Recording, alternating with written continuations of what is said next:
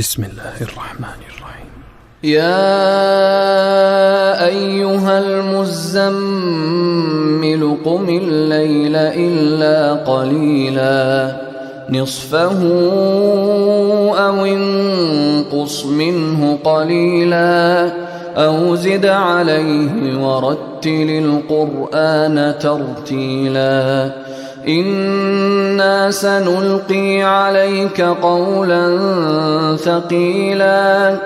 إن ناشئة الليل هي أشد وطئا وأقوم قيلا إن لك في النهار سبحا طويلا واذكر اسم ربك وتبتل إليه تبتيلا رب المشرق والمغرب لا إله إلا هو فاتخذه وكيلا واصبر على ما يقولون واهجرهم هجرا جميلا وذرني والمكذبين أولي النعمة ومهلهم قليلا إن لدينا أنكالا وجحيما وطعاما ذا غصة وعذابا أليما يوم ترجف الأرض والجبال وكانت الجبال كثيبا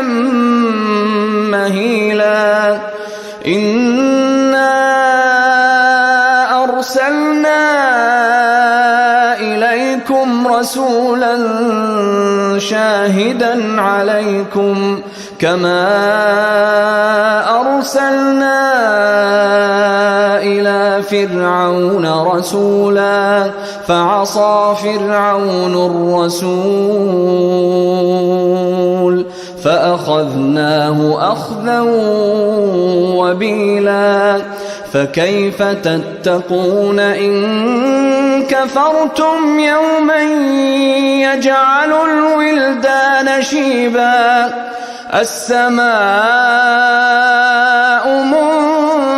منفطر به كان وعده مفعولا إن هذه تذكرة فمن شاء اتخذ إلى ربه سبيلا إن ربك يعلم أنك تقوم أدنى من ثلثي الليل ونصفه وثلثه وطائفة من الذين معك والله يقدر الليل والنهار علم أن لن تحصوه فتاب عليكم فاقرؤوا ما تيسر من القرآن علم أن سيكون منكم مرضى وآخرون يضربون في الأرض يبتغون من فضل الله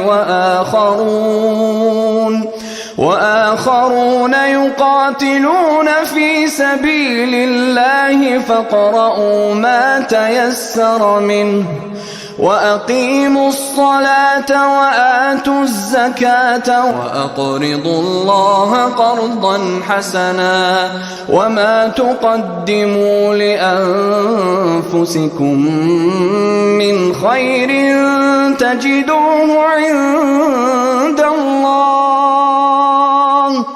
تجدوه عند الله هو خيرا وأعظم أجرا واستغفروا الله إن الله غفور رحيم.